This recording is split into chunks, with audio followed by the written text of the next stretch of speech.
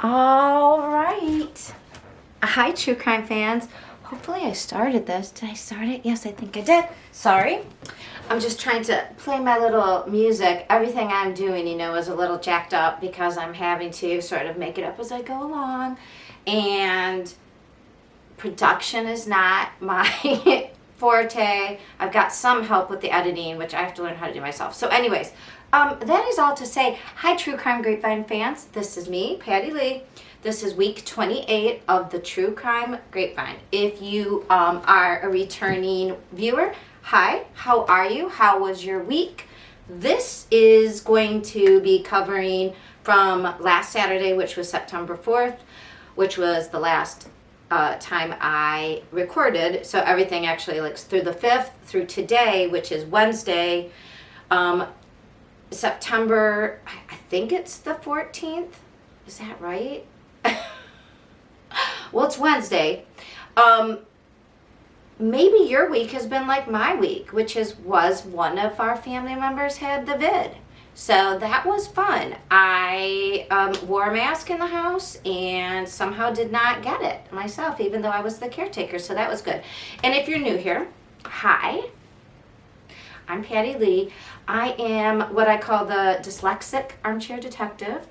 You'll notice every once in a while when I say things in my backwards talk. But I also have the dyslexic advantage, I think, of making some interesting connections that aren't typically sort of outside the box thinking is what dyslexia is known for being the advantage of.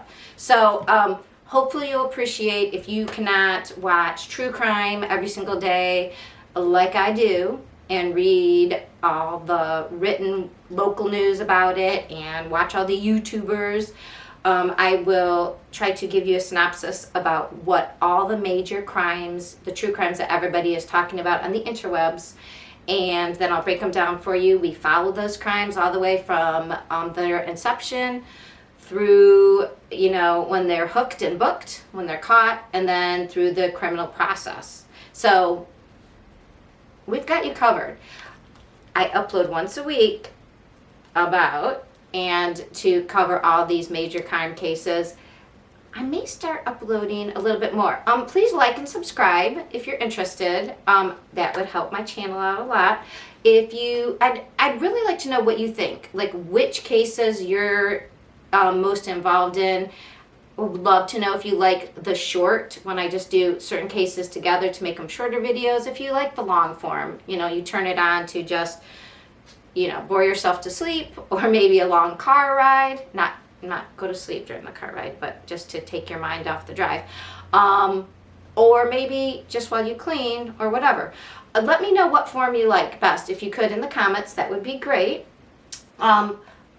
We have pairings because it's the grapevine. As I said before in September, so I'm having September seasonal pairings with each episode now instead of with each case, because I was getting not only dyslexic but drunk. And nobody needs a drunk dyslexic detective.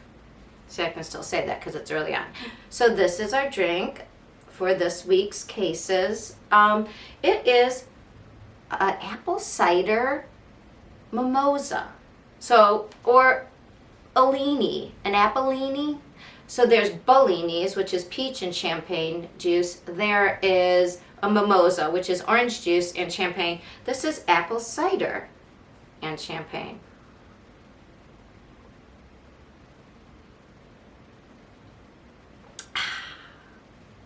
It's tasty.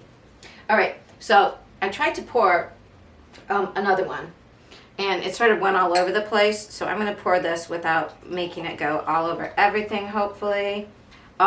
If you like champagne and a little bit of kick with it, let me tell you, this is fabulous. You can also, now I think I'll add a drop. One of the recipes online, a mixologist said, ooh, a little September warmth, a fireball. I'm just going to put a capful in, and it should give it just a little cinnamony kick, right? That should be good. All right, we'll see how that goes with just the one glass, and I'll tell you how it goes. So, for my introduction, I just want to tell you really quickly what we're going to be covering here. And we've got a lot of cases. We are going to be covering the Eliza Fletcher case. It's new and it's already to the hook 'em and book 'em. We had 3 of these cases that blew up. They were occurred and almost solved within 10 days. Solved in that allegedly solved. There's a suspect and they've been arrested. So we have the Eliza Fletcher case out of Memphis, Tennessee. She was the mom who was jogging, the billionaire heiress mom. The Gabriel Davies, who was the missing teen from Washington State, who was missing and then was arrested for murder. So that's interesting. Talking about twists and turns, we also have a journalist who was by a politician who he had been writing stories about, and that politician did not get reelected, and apparently, he just took matters into his own hands. I don't know, a little cuckoo. Maybe it was the heat. This is out in Las Vegas, Nevada. That's the Jeff German. He was the journalist who was unalived by the politician, Mr. Tellis. We are going to then give you some updates. I don't know why I said we. It's just me and my drinks. I guess, does that make it a we? Yeah, that cinnamon kick gives it just a little, especially if you're not into sweetness. I kind of like sweetness. Our investigative updates, the Kylie Rodney case. The interweb sleuths are insanely focused on this. It's very interesting, and we will discuss why. And then last week I had spoken about a case out of Maine where a mom had been missing since around 4th of July. She has been found with her daughter, and I say found because we haven't seen pictures, I don't believe, but supposedly there's been some contact between police and them, and we'll talk about it. It's still sort of sketch in my book. And the Christy Powell case, the autopsy was back. She was the missing mom around San Antonio, Texas, who had just gotten a call, apparently left her house, called her work and said, I'm going to be a little bit late, and then disappeared, and was found later. Her car was at a mall. And so we've got the autopsy results, and I don't know about that. I would say don't go missing in Texas. Then we are on to our court cases. Things that have already, where there's a suspect that's been arrested and there's the process of adjudication is moving right along. We've got lots of them sort of stuck. Stuck in that, the Naomi Arion case in Findlay, Nevada, there was almost within, I think it was within a month, they had enough investigation, the family kicked it off, and then the authorities got involved and they found this Troy driver, and there was, I believe, DNA match, and they found the body, and Naomi's body, that is. I don't want to say the body, but he was arrested, and then things sort of slowed down, and then this summer there was, we'll talk about it. So anyways, he's slowing down his case. You know how they say, hey, bye, Felicia. I think on court channels, that things that cover these people, we need to start saying, bye, Letitia, because, again, everybody needs competency hearings. I mean, it seems like the new out. No, I think I'm crazy. Anyways, we'll talk about the Kayla Montgomery and Harmony Montgomery, who is now, she was the 4-year-old who hadn't been seen since 2017, and they finally located, it's just insane, but she's now assumed dead because there was some, I believe, forensics that point in that direction that she could no longer be alive. Anyways, Kayla Montgomery was married to her dad who had custody, Adam Montgomery, and she was out on bail. It seemed like she was helping the police. Anyways, we'll talk about, she's back in the news. Charlie Adelson is back in court. He's part of the Dan Markel murder, that the Florida appellate lawyer, big deal lawyer who was unalived. the Murdaugh case, the Vallow Daybell case, we've got some updates, and of course, the only case right now in trial actively is the Pike County Massacre case in Ohio, and that shades of the Adelson case because it had to do with custody. All right, so those are the cases we're going to be discussed. Does it sound long? Yes, it does. I might have to upload this in parcels. I don't know. It's going to be long. So let's just start with who's the crime and caught cases. We're going to go right into the Eliza Fletcher case. Let me take a sip because I'm going to need some drinks for this one. It's all over the place. So, Eliza Fletcher was a 34-year-old, mom who did it all, sort of. A great mom. She had 2 little kids. She was a preschool teacher, I believe. They kept saying preschool kindergarten. And by the way, whoever's saying kiddie garden or something, it's kindergarten because it's a German word. And the other thing, if you don't know about me, I have a partial PhD, which is called all but dissertation, doctorate in education, and I'm a certified teacher in K through 8. And kindergarten was my specialty. So it's kindergarten because it's German. That's a little weird thing I have. It says she was a kindergarten teacher, and then they say preschool teacher. So I don't know if she taught young fives, which is before kindergarten really, but kindergarten, or if she was a preschool teacher, or if she was in a combined class. Not that it really matters. So she taught young children at a local parochial school. She was married. She she was an heiress to a multi-billion-dollar hardware family business that had been started by her grandfather. So she goes running on Friday, September 2nd, really early in the morning at 4:30.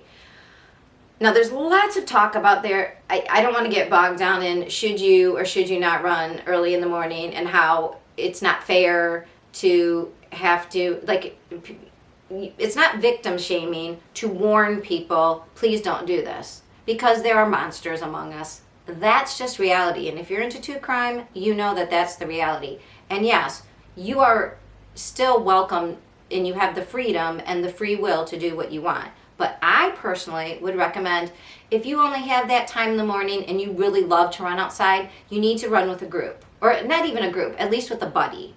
I always tell my kids, instead of just the buddy system, I always say, take a witness. Take somebody who can say what the car was that got you or the person was that attacked you. It's very hard, though not impossible, to take down 2 people at a time. If you are a runner, please get a little group together. Running by yourself is dangerous. If you do run by yourself, do not run at the very same time and take the very same trail. Mix it up and not mix it up exactly. Because what we've learned, or at least what was reported, is that Eliza, she was like this go-getter person. She was a marathon runner, so she would run a long way. She would run the same route. She would run it at the same time. That provides somebody with the opportunity to watch you and to get you if they're, hunting. And I wish there weren't people out there like that, but there are. Also, when you run, I would suggest do not have your music too loud because you want to hear when that car, this car, so we saw from surveillance, we didn't know at first, but she runs and around 4 a.m. or so, she's around the university. And the university had complaints about a dark van and somebody skulking about. People that was it this guy? We're not sure, but she was running past that area. He stopped and allowed her to go past, and then when she ran past, he attacked her.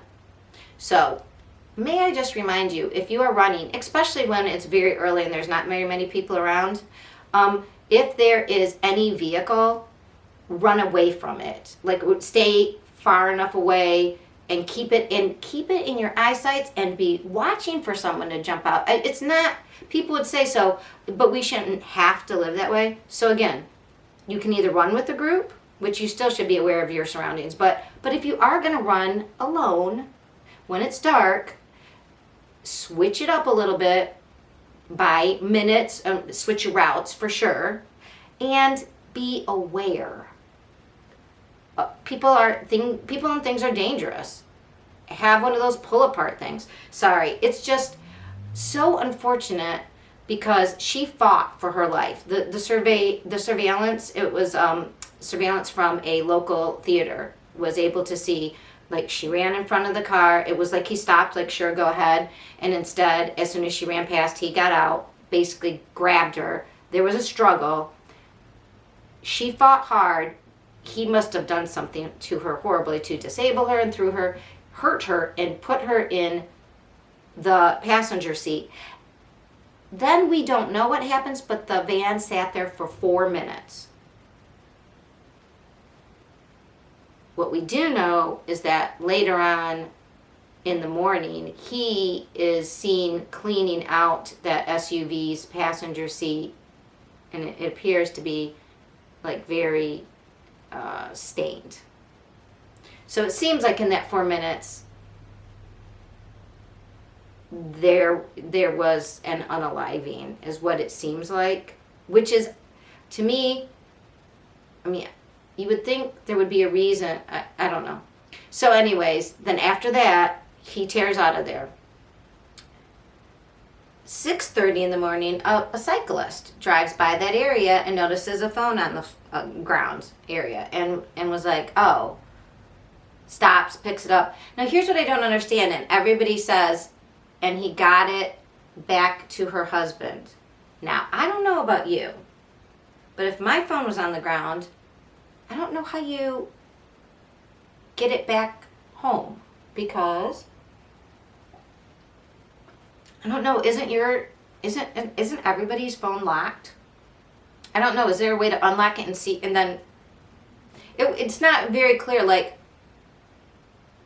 I was assuming maybe the husband called the phone, like, honey, where are you? And maybe the guy answered and said, hey, I've got this phone, where do you want me to bring it? But at that point, also, it said at 7, the husband called the police and said she's missing.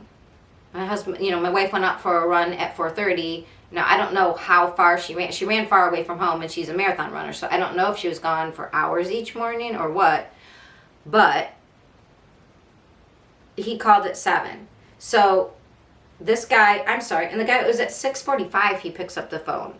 So at 6:45, the cyclist finds the phone and takes it, somehow figures out where it belongs and takes it to her husband. At 7 a.m., the husband calls the police. The police locate some of her stuff. Like, they can see where there was an altercation, I guess, from where the cyclist, this isn't all spoken about. I guess we're going to hear about this at trial. But when the guy attacked her, this is the other thing I don't understand.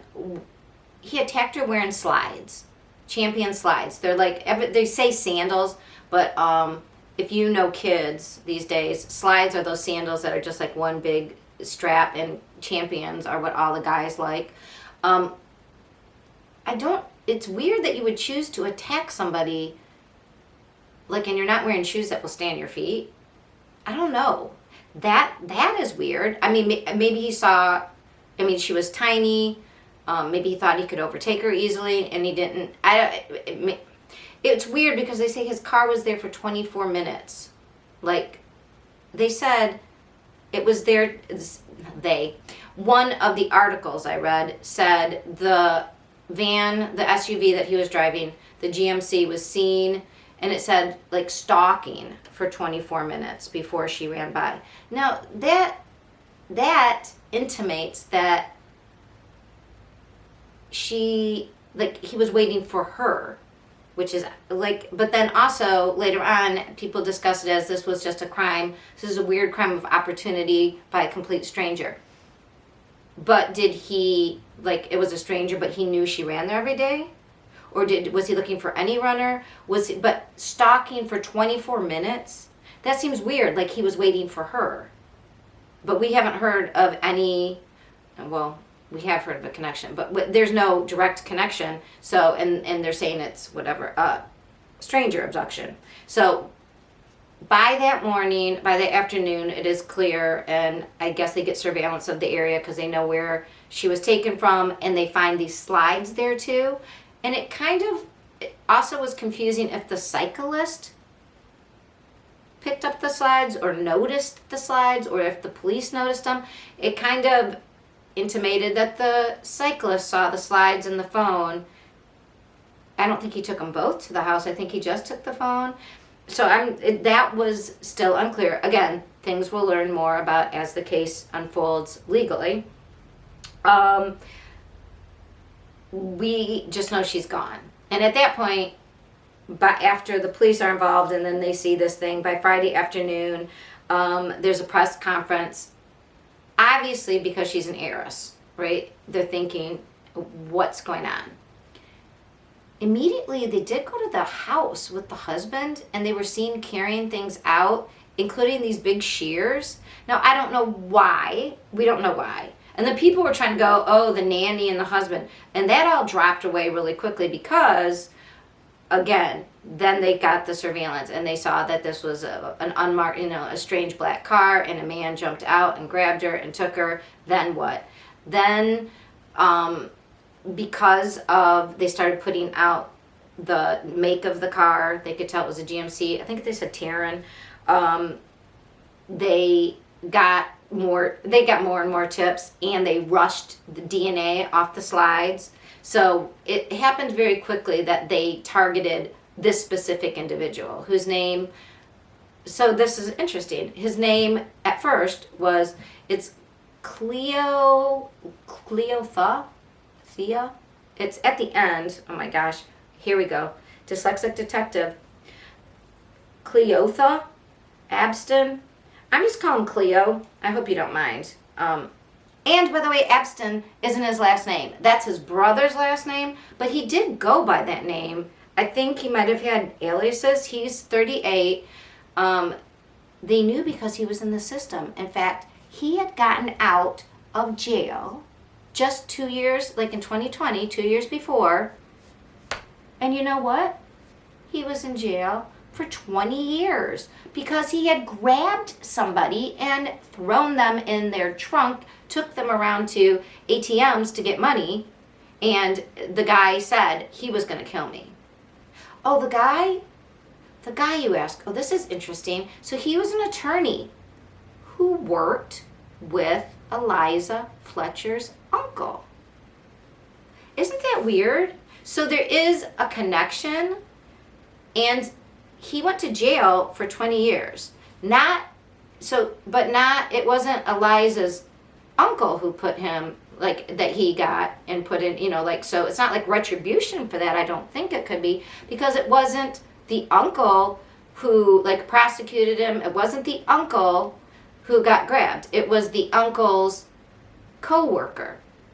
And that guy was like this lawyer for the Innocent Project, and Cleo had driven, he was just 16 when he grabbed this lawyer who's related to Eliza's family. It's just really weird. Anyways, and the other guy, he wanted off completely because he said the other kid, Cleo just picked him up and was driving around, and he was saying, wait, you've got somebody in the trunk, you got to let him out, man. This is his car, you got to give him his keys, you got to let him out. And I think because of his work, that lawyer was like, this other kid should be just given a mentorship. He should have to have, like, go get counseling, have to finish high school. Like, he wanted to help the other kid because he wasn't really that involved. But of Cleo, he was like, oh no, that guy, he was going to kill me. For sure. Like, cold-blooded. So that is kind of interesting.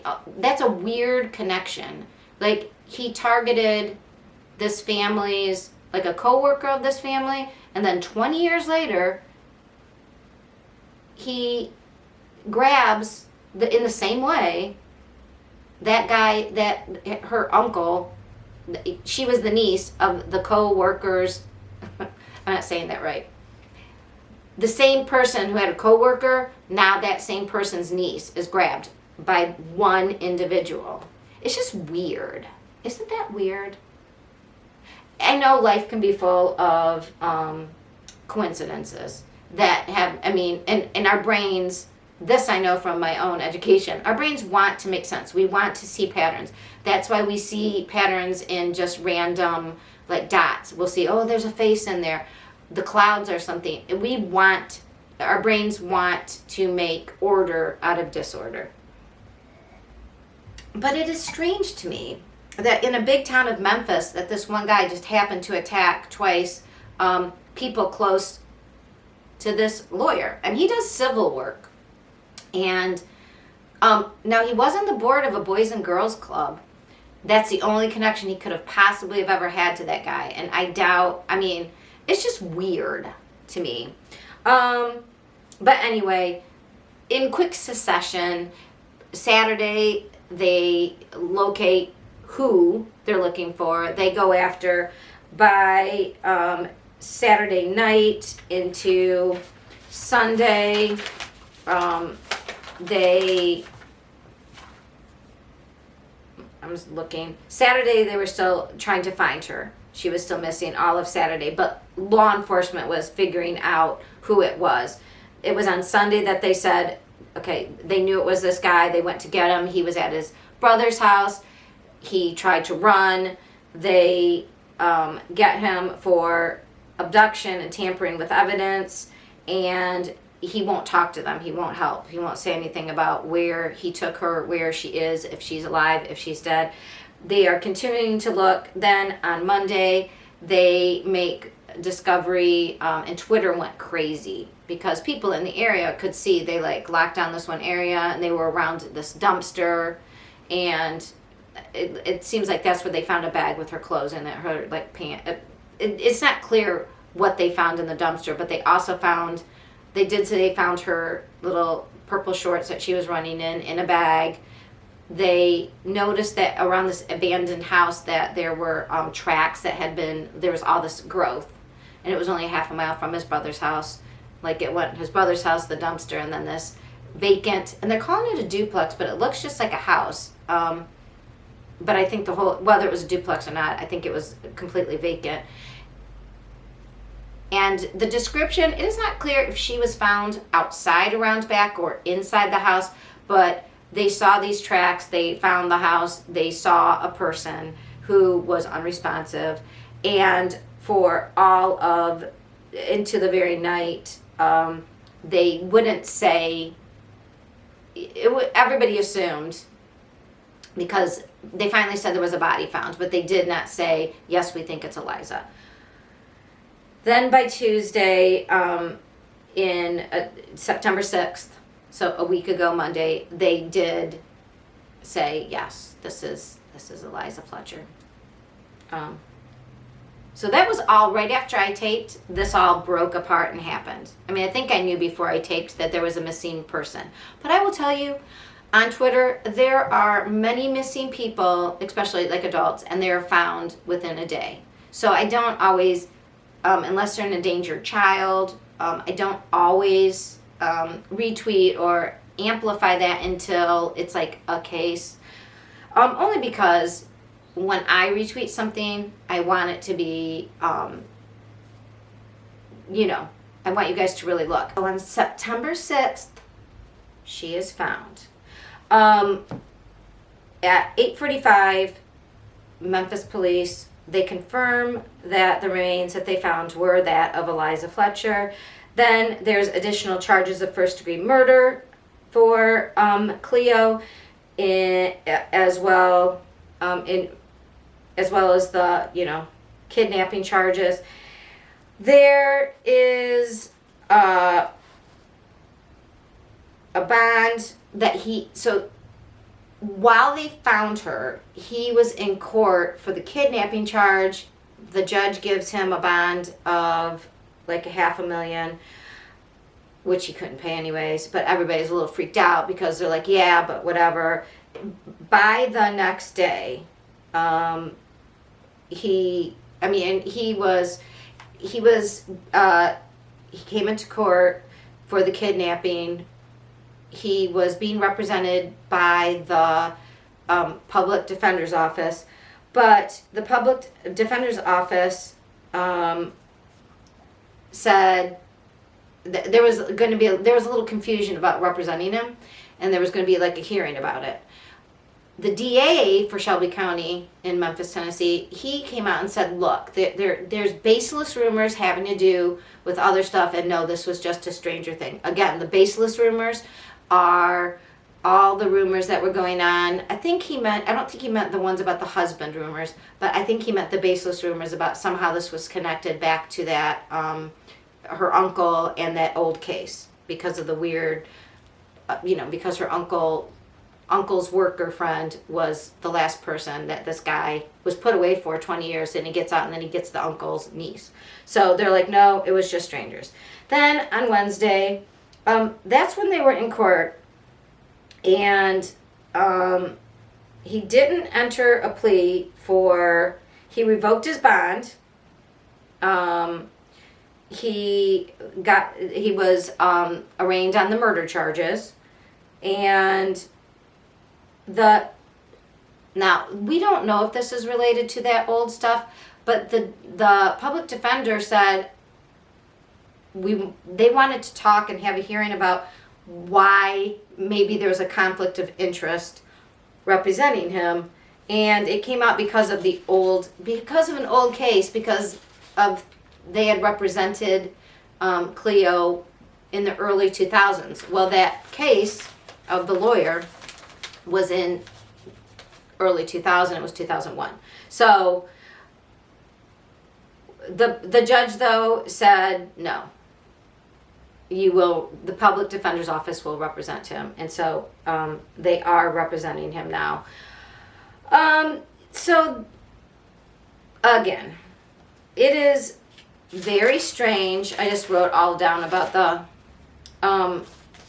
I wrote down all the timeline here and who was related to whom in the old case, and it's kind of very sad because it seems, I don't know if Cleo, he was involved in and had a rap sheet by the time he was born in 1984, and by 1995 he was getting in trouble, like legitimately in trouble, like serious cases. He was in the juvenile system 3 years, from 1998 until 2001. He was in and out of the juvenile system, and then 2001 was when he went in for the 20 years because of the kidnapping.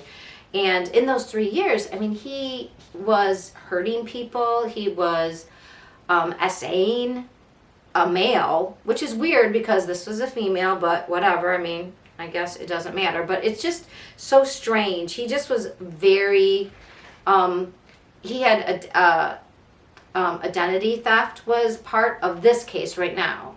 He was held on right when he did the kidnapping charges. He also had identity theft charges because he had stolen somebody's identity, credit card. Now, just yesterday, I believe we found out, he had committed SA, and there was a kit done in 2021, September of 2021, so a year ago. He committed this crime. His DNA was on file because for 20 years he had been in the system, in jail, for that other horrific crime. And they never could run the test because it wasn't put on a priority. But not being priority, like his shoes, the DNA shoes were priority and were done in a day, within 24 to 48 hours. The rape kit, the SA kit, yeah, that was over a year before it was done. And just they're just now, oh yeah, because he would have been put back in jail a year ago and probably thrown away the key. So, because he'd only been out since 2020, and he probably was in lockdown for a lot of that. So as soon as he he committed that crime. So it does seem like Cleo was, his nickname is Pookie. Maybe we should just call him Pookie because that'll help him in jail. Pookie, yeah, Pookie's he's going to be in jail for the rest of his life now. It is really unbelievable story. He seems to have, he really seems to be somebody without conscience. I can't diagnose him, but perhaps like a Ted Bundy type character, somebody who just doesn't seem to care. Yeah, so we will see him back in court. Let's see, on December 8th, here's a motion. That December 8th, that was when they said, no, you're going to have to, whatever. Oh, he'll be back in court September 19th. So we will see him back in court September 19th. I will report on it. So again, to review, within 4 days, we knew who this was, and they found out. Unfortunately, he had committed horrible crimes a year ago that nobody could, because the system was so slow on doing testing kits that weren't known to need to be, it wasn't a billionaire heiress's case, so they didn't need to say, hey, do that right now. So anyways, yeah, my dog's found something else to play with that's very loud. So we'll get back to this. Again, this case will be interesting for numerous reasons, and we'll find out if anybody else or anything else in that weird case was related to this. In the meantime, what can we learn from this? Please, if you're running alone by yourself, switch it up. Carry something with you like mace. Do not have your music real loud. And if you see anybody around you, if a car waits for you, run behind that car. Like, just be aware that there are animals. We're to our second case, Gabriel Davies. This is also both a new case, and it is already, they've been hooked in books. So let me tell you about Gabriel Davies. He is a 16-year-old young man from Washington State who, he did not show up last week. Let's see, let me get my timeline straight. He was supposed to go to, it was August 31st actually, so it was, when I first heard about it, again, it was hitting Twitter around September 1st, 2nd, just that, again, this kid had been gone in Washington. He was 16, his car was found his truck was found by the side of the road. And there was some blood on the steering wheel, and his phone was smashed nearby. The reason, so again, what really happened? And then he was seen walking northbound. So there was like, is this something bad? Is this not something bad? Where is he? And he was missing for 36 hours. So by the time I had taped last week and I was finished, it just looked like there was a missing kid who was found.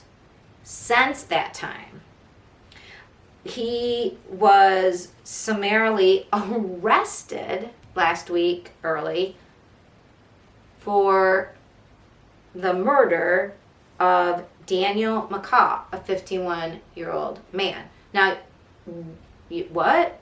Here's what happened. Here's how they're connected. Daniel McCaw dated and lived with Gabriel's mom. They had recently broken up. I don't know if he was with his mom, but Gabriel and another friend that weekend of the 31st had been, and 30th, I guess, the 28th to the 30th, they were camping an hour and a half away from this man's house and staying in a cabin. But Sunday night, they had gone missing. That said they were with family and friends. He and his friend went missing for about, from right after midnight. So that was the 5th was Monday, so that was the 4th. Maybe it was Saturday night. Anyway, so they went missing for the overnight hours until right before morning. They came back at 6:30. They were seen, and they didn't know where they went. Well, the next week, so in real time how this is this kid was, he went to his football practice, and let's see, that was on August 31st, that Wednesday, so Sunday the 28th was when he was camping. Wednesday was when he was going to his football practice and had disappeared. And he was missing for 36 hours. So by Friday, I believe, they had found him. No, they found him Thursday, September 1st. And, you know, he had the story of, I don't know what happened, and I don't really remember. I was walking, and it seemed a little sus, but then on Thursday at 10 p.m. that night, that's when they found him on Thursday. On September 2nd, on Friday, Gabriel's dad called the police. So he had been home a little bit, and his dad, who is separated from his mom, they didn't live together, his dad said Gabriel had something to do with this man's death, the man that was found. Now, Dan, who was 51, as I said, he was found later on that week. He had been missing from work. So, it was the weekend of the 28th, 29th. He didn't go to work. And by Thursday, the 30th, or his co-workers went to his house to find him. And it's reported that there was a gun casing next to his chair. It appeared he had been shot in the head. And it may be stabbed. So then they got surveillance, which you'll hear why there was surveillance. So there was surveillance at his house, and he, you could see that on the night in question, it didn't say he came home. It said you could see two skinny young men, but really skinny people, probably, go in through the doggy door. And that was about 1:30, 1:45, maybe close to 2. Because they said at 2:40, Dan walked out of his garage. It was a detached garage. Now, I don't know, was he at the bars and he came home? That's what it sounded like. I don't know if he was working the garage. I don't think so. But then he walks into the house, and within 6 minutes, the dog comes out. And then, a minute later, the two people who came in, they came out the doggy door. And so that is when it appears what went down, and it appears to be those two kids. And again, so later on, the dad called and said, my son was involved. He's told me. But his story was that Dan belonged to a biker gang, and his biker gang friends said they had to go into the house and steal something out of a safe, and if they didn't, basically they'd hurt him. And so he had to go steal, and I guess things went wrong. It's very strange, because does Dan belong to a biker gang? That's unclear. And really, the biker gang found the 16-year-old that used to live in the house but no longer did, but somehow said he had to do something. It doesn't make a lot of sense, and it sounds like a really messed up story, right? So his friend, last name is Yoon. They are charged. They were charged then on September 6th. So his dad called on the 2nd. By the 6th, they were charged with first-degree murder, second-degree murder, and first-degree burglary. Burglary, but that's a hard one. And with a firearm enhancement. And if you know anything about enhancements, that means that the penalties are going to be way worse. In some states, it's death, but this is Washington, and I'm not sure if they're a death penalty state. I don't think so. And they were, there was an arraignment via videos, and they pled not guilty. So that's where we stand with them now. So my background is in child development, and what's really sad is this kid's history is really, there was an article that just described that he had a hard time. His parents divorced when he was 3. It seemed that his mom got married, divorced, with a lot of DV and IPV involved in those things. And the kids seemed to act out. He had a sister with him. I don't know, it's all very sad. In 2018, then, his mom had moved in with this guy, Dan, and the dad hadn't since 2010 or whatever, when they started their child care arrangement, which he got him on the weekends and the wife got him during the week. He hadn't really said anything until he picked him up at this guy's house once. So when I talked about surveillance camera, this guy was had signs all over, like, if you trespass, basically, I'll shoot you. This property is surveilled. If you try to come in, I'll shoot you. He had a Confederate flag flying. He had another right-wing flag flying outside. The dad was uncomfortable, and the guy appeared wasted. So just what the dad was hearing, he immediately went to court and wanted to get custody of the kids. He did get custody of them, and then the kids, I don't think, liked that. I have a feeling the dad was like more strict than the mom had been and having them all the time. And it seems like they said, oh, they made some complaint, especially the older sister. I don't know, it's very strange how you get used to something and the devil you know versus the devil you don't. I don't know. So it was checked out. I mean, they made like, oh, he hits us and he drinks all the time, and basically describing what law enforcement had described about the other guy, because they had been called out to the house, you know. He had been drunk, he had hit the mom. They were describing that behavior, but they said, oh, their dad was doing it, which I don't know. It just seems really sad. And then it was investigated and it wasn't true, and then they reworked a thing where the dad had him during the week and then the mom had him on the weekends. So, and that's how it was until the mom broke up with this guy, and then we don't know why the son and his friend decided to go do this. I don't think it was a biker group. Doesn't seem like it. So we'll hear more about that. They're being charged as adults, even though they're being held in a juvenile detention center. Be careful thinking that you can raise children and they won't just go ahead and do whatever they see. Because if you raise a kid in violence, research says they learn that that's the way to behave. And this kid, he started acting out in school as a bully, went then to more violence, bringing, he brought bullets to school because his mom and that damn guy had bought him a .22 rifle, which, who knows, maybe that's what was used. That would be ironic. Anyways, so what can we learn from this case? Try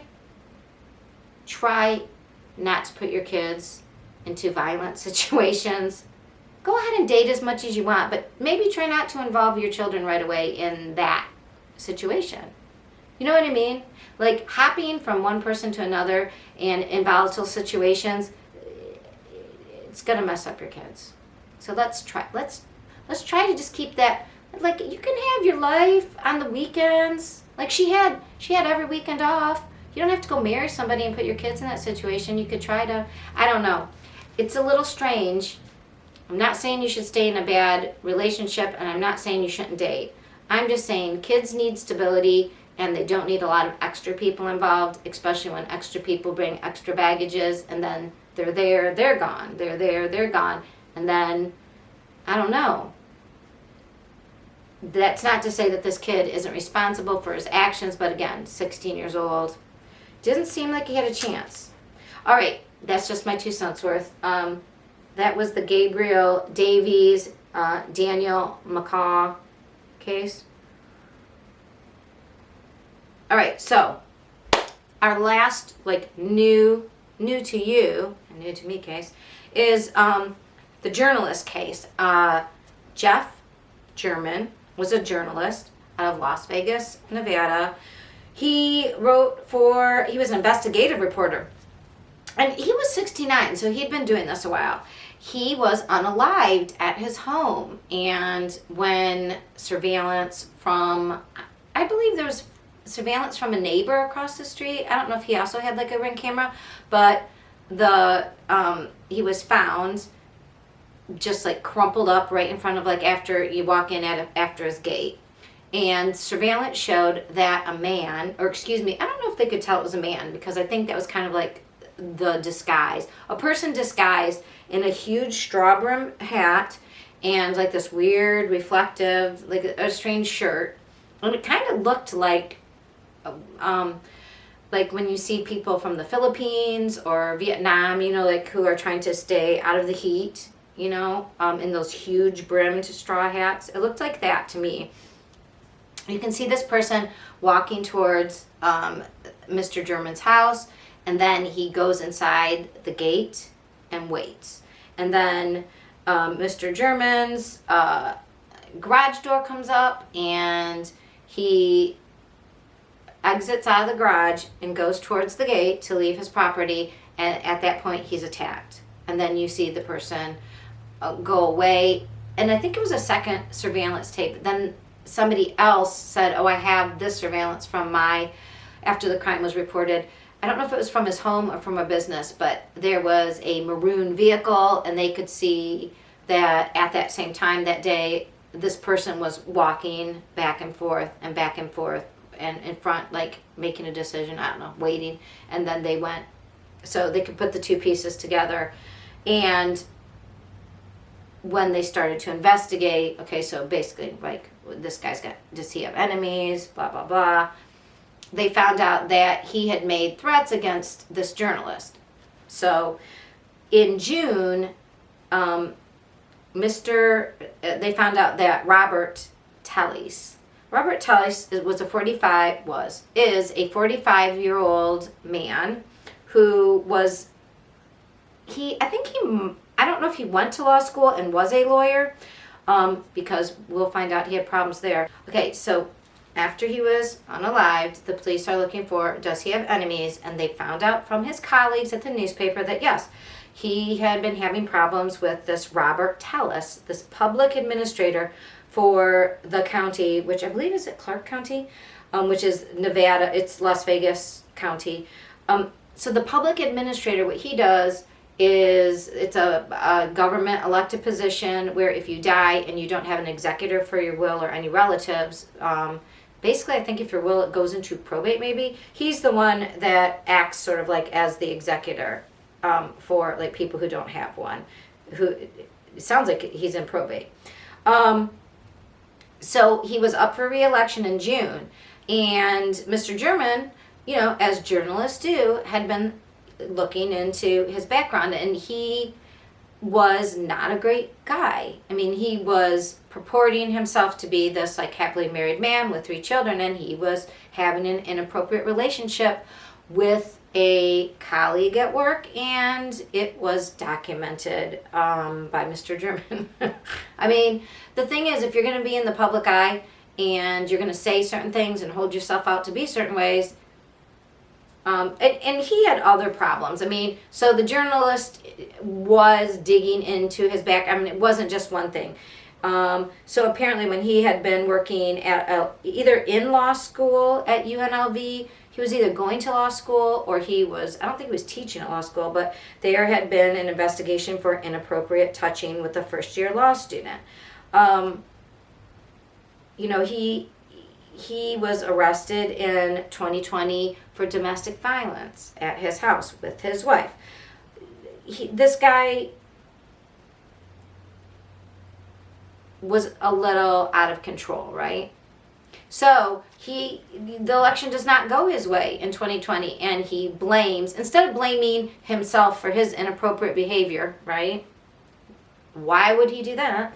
No, instead he blames the investigative journalist for finding out, and he sends him some threats, and so it kind of was breadcrumbs a little bit back to him. And then the people at, apparently Scott Wright at Crime Talk was talking about this, and I didn't see this myself, but I trust him. He said that the journalists at his job then were following up with also like knowing that, hey, we know that he got these letters too, and they sort of were digging into things and were aware of the videotape of the maroon car and put it together with this Robert Tellis's name and went to his address and found that yes, he did own a maroon car similar. And so they helped the police, and the police then by the time I heard of it, so it was after this had occurred, let's see, September 2nd was when he was caught on surveillance and when he unalived him. It was, so between September 2nd and now, we have found out that they got these tips. They went into his house to gather, like, to, you know what I mean, they had a search warrant, and they found the cut up what looked like a straw hat. So they had that, shoes that seemed to match.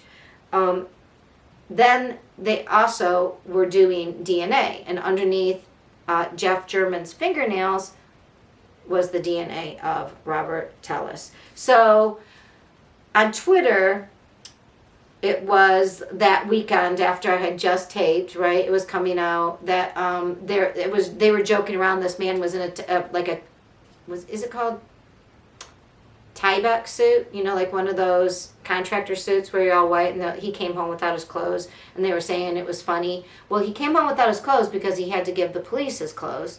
And then when he went home, apparently he tried to unalive himself, and then the police were coming back that Thursday to arrest him, and they arrested him, but they had a standoff outside his house, and he had to be talked into giving himself up, and he also, I believe, took something, so they had taken him first to the hospital before he had been, and then he's been arraigned. Now, oh, excuse me, he hasn't been arraigned. He was in court yesterday or today? He was on the 12th. He was in court. He just stood in the doorway, and he was, like, smirking. It was very weird. So, please, but I bet we're going to have another, oh, is he competent? Everybody's incompetent, right? Oh, we're crazy. Which doesn't seem to be an excuse. But anyways, so he was in court, but there was no pleading, and his attorney asked the judge, could we just do this, like, in a day? I need to do something. So anyway, I'm sure he'll plead not guilty. We will see him. We will see him in court tomorrow, I believe, and I'll let you know next week about what he's going to say. I mean, do we want to take bets on the under/over of he's going to want to be checked to see if he's incompetent? So, yes, to Robert Tellis, I say bye, Letitia, because that's probably where that's going. All right. Please like and subscribe. We are going to do next some updates on some investigations. Okay, so if you could like and subscribe and hit that notification bell. Hi, True Crime Grapevine fans. It's me, Patty Lee. We are up to we have 3 updates on investigations. So, the first one. Raise a glass, please, to Kylie Rodney's family. They are going through it because people could just not stop talking. So, the last time we had an update, she had been found.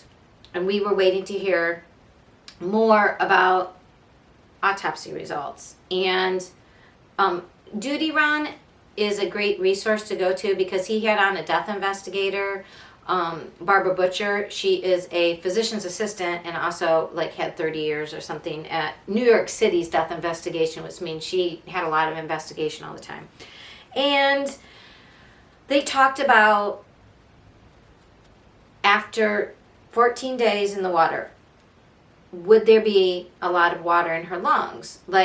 So if you are immediately found and there's no water in your lungs, that would mean you were dead before you were in the water. If you had water in your lungs, it would mean you drowned. And that might help determine if it was accidental versus if you went in the water unalived, that would be more indicative of something nefarious. The other thing was, I need a little, now I'm looking around to see if I can use something to be a car. I used to have, my kids had little cars all the time. I can't believe I don't have one just right here. But, yes, Katie May. So, this is nothing you want to eat. This is going to be my little car example. So, another problem is Mike and Profiling was asking him which way the car was facing. So, if the car went in the water, so this is land. The car went in the water, it would float for a second, then the engine would be heavier, and it would pull down, right? And the car would flip. So if the car and it wasn't in super deep water, right? So if it really only had room to flip once. So which way would it be? It would be facing back towards land. Now, what if the car was pushed in backwards? And the engine would pull down and it would flip, and which way and then the nose of it would be pointing out towards the reservoir. So Mike asked Doug Bishop of Adventures with Purpose, he asked him twice, which way was the car facing when you found it? Was it facing towards land or was it facing out? And I swear Doug Bishop said that it was facing out. So that would indicate to me, if the car was, and they said there wouldn't be a lot of time because there was windows open, it would have had to enter in backwards for it to be facing out. Because if she had driven in forwards, there was only 14 feet of water. It would have fallen, it would have floated for a second, filled up with water, dipped forwards, and to land on its roof, it couldn't have spun twice. There wasn't enough room. It was 14 feet of water. There was not, and people say, yeah, but it could have gone sideways. Yeah, but even if it was forwards, if it went sideways, it couldn't have gone in, sideways, even sideways flipped, but it flipped again. That doesn't, physics-wise, it seems to indicate to me it went in backwards, which that then completely takes away all of she drove in, because she didn't slide in backwards by herself. I just talked about which way it would fall in the water. And I am telling you, Mike King asked which way it was pointing, and he said it was pointing bloop, bloop, bloop out, which means to me it went in this way. Because even if it would have shifted sideways, I still don't think it had enough room because it was only in 14 feet of water. And a car is 10 feet long, right? Right? So there's no way it didn't have, if it was in 25 or 30 feet of water, maybe it could have spun a couple times. But I am telling you, in that amount of water, it was pulled down and it ended up on its top. It went over head over heels once. And so for it to be headed out, it meant it went in backwards and then flipped once to head outwards. That is my impression. Now, there was another channel that asked Doug about that again, and he said, I don't remember, because I think that's too much information. I don't know, but it seems like AWP is trying not to give up too much because it's an active investigation, but they are trying to say something, and the little bit is, this ain't normal. Something happened to her. So the other thing was, and I don't remember if it was on Zab Girl or if it was Ikadmel channel.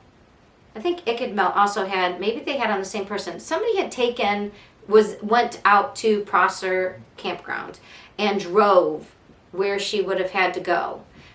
Now, it wasn't an easy oops. And the girl driving it during the daytime event, it was boom, boom, boom, boom. She said, my vehicle's almost bottoming out. It wouldn't be where the other road out was paved. So even drunk, she would have been this can't be right. It seems like you would know that you were going down towards the water because you were on this very rutted path. You were not on the path out. So that, and the Nicholas, the driver of the assistance, the roadside assistance, seeing now the cops know because they have the video, because his roadside assistance vehicle, the car, he was called out there. He tried to call the number back, and the girl said, my phone's dead. That's why I called from my boyfriend's phone. But it's unclear. The car would not start because it was in neutral, and it was like they didn't know that. And then they were asking about the seat belts, and this was all the Saturday around 11 o'clock, right about the time that Kylie's mom was wondering, is she going to show up at that McDonald's or Starbucks, wherever they were supposed to meet to go on their trip. Because she knew she hadn't been home by the time she said. She had woken up around 8:30 that morning. She was frantic as to, well, where the hell is she? And they went to where all the kids were meeting because she was supposed to go after the big senior trip. They were going to also then go on this other, they were going out of town to go, I don't know if they were going somewhere to do something sporty. In my head, I want to say skiing. I don't think, but it wasn't skiing. It's not skiing season. They were going somewhere together, the whole group of girls. Anyways, and she didn't show up. So right about that time, but I think they were supposed to meet at 11. So they were going to the meeting spot. At that same time, the car was supposedly it was her car, and the guy said it looked like her and a guy he described, and they were acting squirrely. But was it really Kylie? Was it somebody else? Was it Kylie's car? Again, that's the stuff we don't know. But considering the car went in backwards, see, I don't like that at all. And the third thing that's everybody's talking about, maybe not everybody, that some people have brought up is that it appears as if one of the party goers was the son of one of the local law enforcement. And we heard that there were adults telling kids not to talk. And there have been pictures, like there obviously was drinking and stuff, but I don't know. Like I said, the car flip, I don't see how it goes in front and ends up out. I don't think it could twist twice. I think it went in backwards and went under and flipped once and landed on the bottom facing out, just like he told Mike King. I think Doug Bishop said it was facing out. It was Nick who wasn't sure. Or maybe it was Doug that wasn't sure, but Nick was, because Nick found it. I don't know. Again, but Adventures with Purpose are still, they're not letting it just be saying it's a no accident. And I trust Adventures with Purpose. I think they do have a purpose, and I think they have a good feel. They did not bring up the car. Oh, that was the other huge thing that happened this week that everybody's talking about.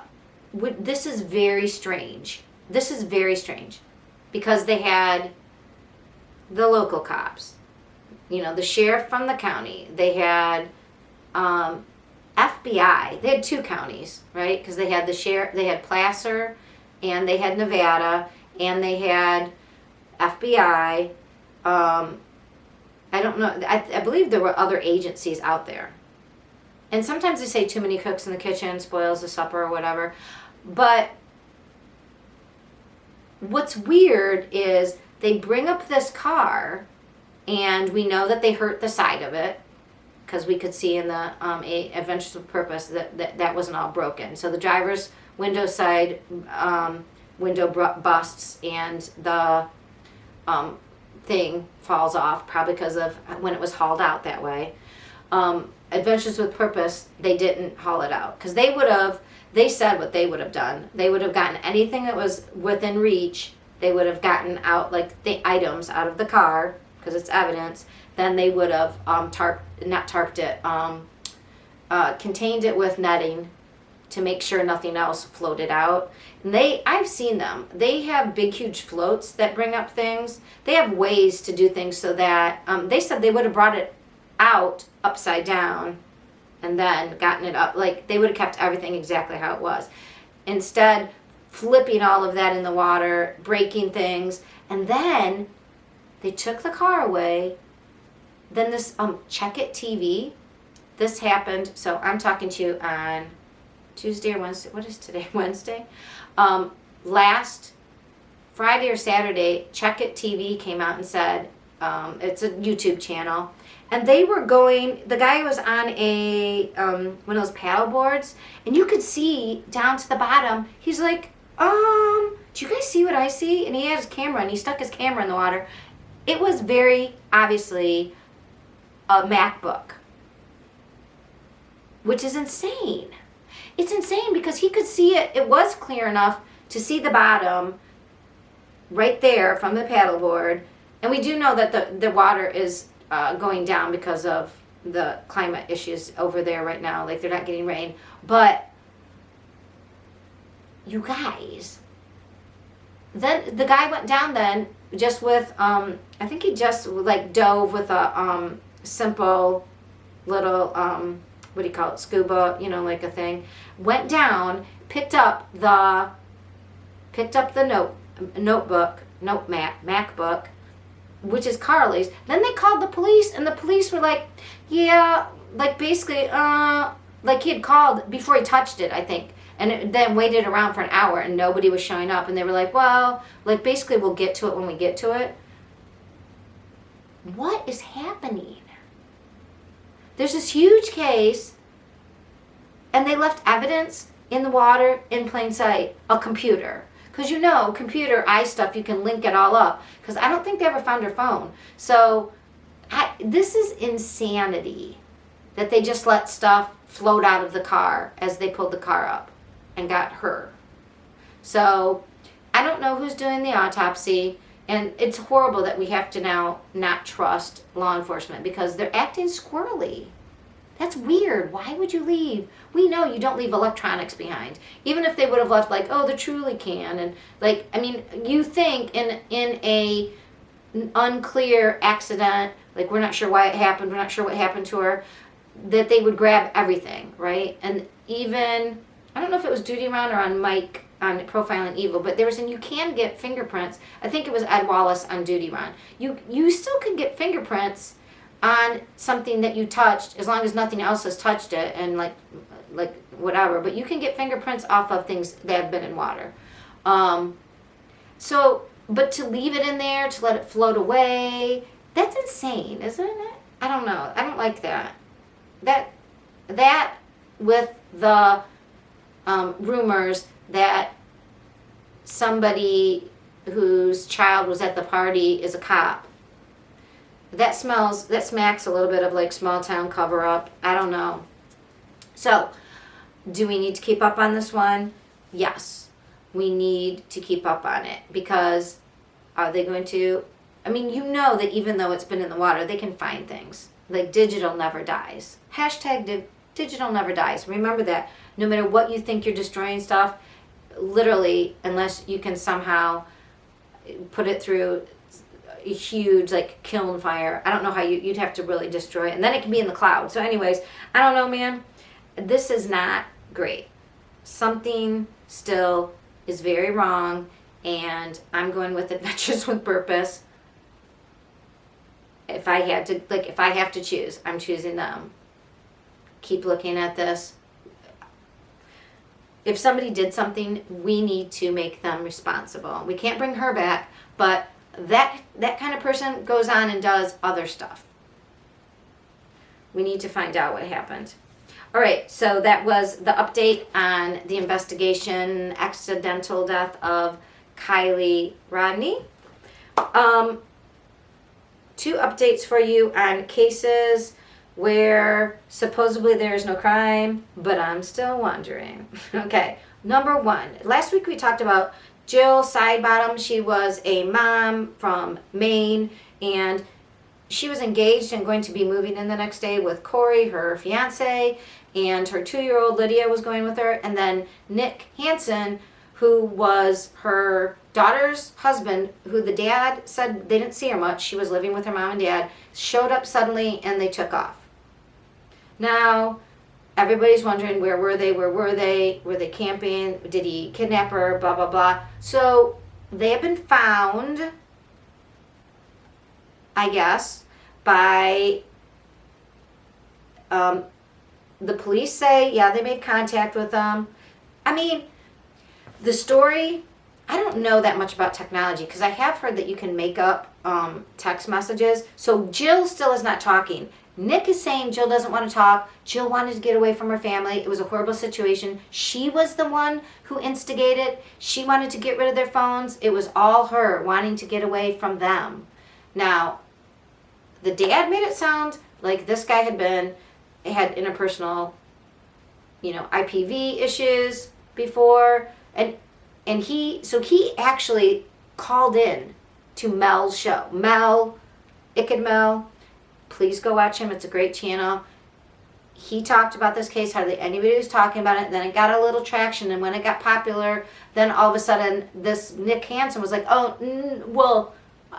we found out, and then I just wanted people to know we were fine. And she asked me to come save her.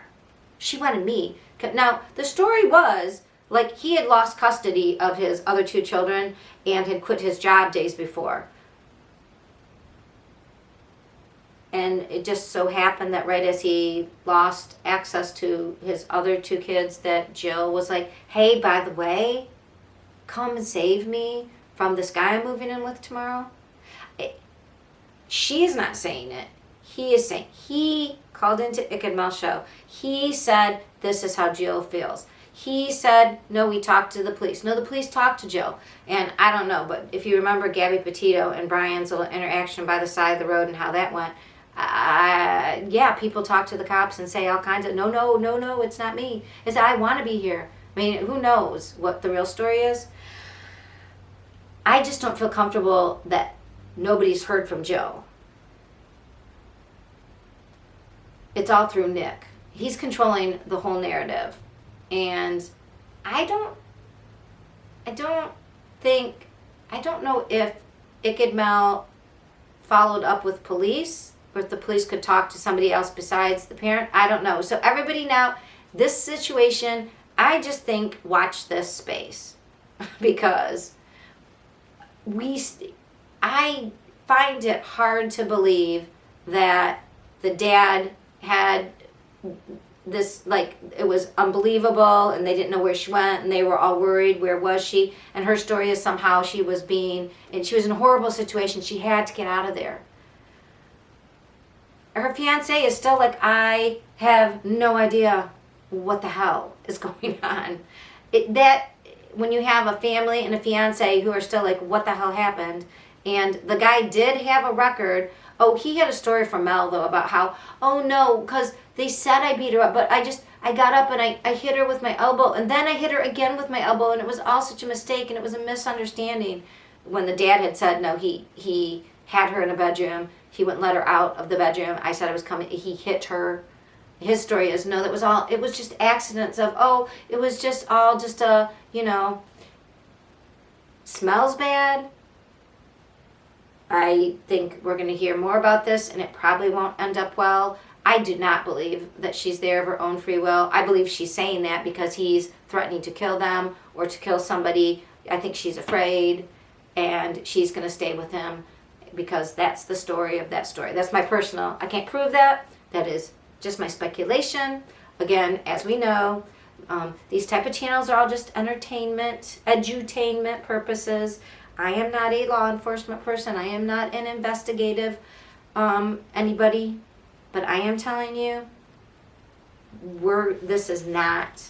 will hear more about this, and it's not going to end well. This is not right. I don't believe. Sorry, Jill.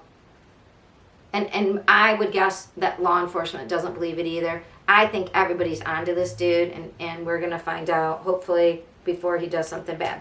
All right, and so the other little part I want to put with this, hey, it's not, it's investigated, and it's not a crime, but isn't it? Is, we, way back in, around Memorial Day, I believe it was, no, it was around 4th of July, because it had been the July weekend, and this woman, Chrissy Powell, had argued with the father of her 3 or 4-year-old about something, the mom said, but she knew he was okay.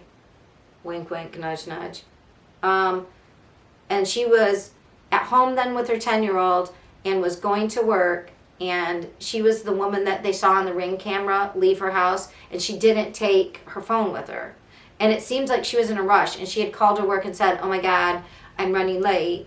Her job was like 7 miles away, but instead of going to her job when she left, what we knew is she disappeared, and we had the make of her car, and we had her license plate, and she was a missing person. And that went on for 3 weeks. And then when she was gone for just over a month, suddenly her car was found in a mall. She was found deceased in the passenger seat. And then the story was like, so, and it was like within 2 miles of her house, like the opposite way from work, but really close to her house. So she called into work to say she was going to be late. She seemed to be running in a rush out the door. And the story is, like, the story was then, well, where was she for the 2.5 weeks before? Because they said, oh, her car, we see it on surveillance, it was there for a week. Now, this was Texas, San Antonio, in July, during a heat wave, right? And there was a highway near where this, she was parked, like, on the edge of the parking lot of this fancy kind of mall. And it had security. And we know everybody in San Antonio, everybody in America, all the true crime people, we're all talking about this woman who's missing, like Daily Mail UK online. Everybody's talking about her. All the true crime things are talking about this missing woman. Here's her car. Here's her description. Here's when she left. This is what we know. She needed medication. We never found out what that medication was for. And she was found, now the autopsy is out. So she was found the end of July, early August. And now the autopsy is, oh, she was, hyperthermia, meaning too hot, right? And intoxication. So are we saying that at 11 in the afternoon, she said, I'm running late for work, sorry.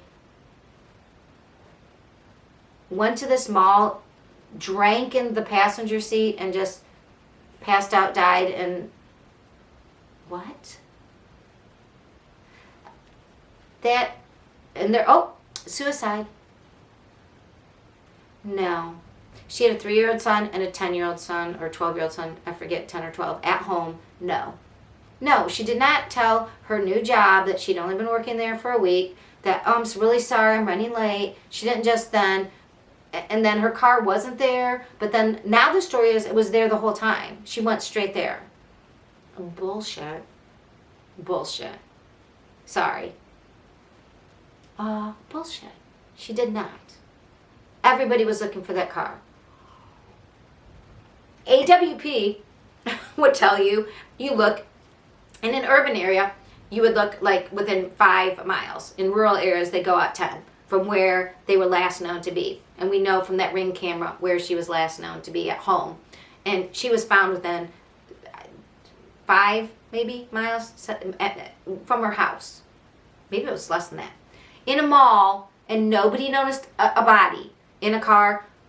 When it was all over the news, that car, that license plate, the surveillance, something like, oh, it was there for a week, that's why nobody notices. And then everybody's like, yeah, but she was gone for like 3. Oh, no, it was there the whole time. Okay. She was found in the passenger seat, intoxicated. I don't know, did her husband, her ex-boyfriend who had her 3-year-old, did he say, oh my God, you need to come give the baby something and hold her there, make her drink, withhold her medicine, and once she expired, drive her in her car and leave her there, and he walks away? I don't know, but something else happened. My way is much more logical explanation than she was late for work, but and has 2 little kids and killed herself with alcohol and then got hot. Oh, it's suicide. None of that makes any sense. Accidental suicide, none of it. Nobody drives, and if you do that, you're gonna sit in. You're just gonna sit in the driver. If you're despondent like that, you're in the driver's seat drinking yourself to death. I get, like, whatever. You are not in. You don't crawl over to the passenger side. You don't. You don't. That's all wrong. So what is wrong with Texas Do not go to Texas if you're a woman. That just seems wrong. All right. I have a quick update on some court cases. Oh my gosh. Please please subscribe.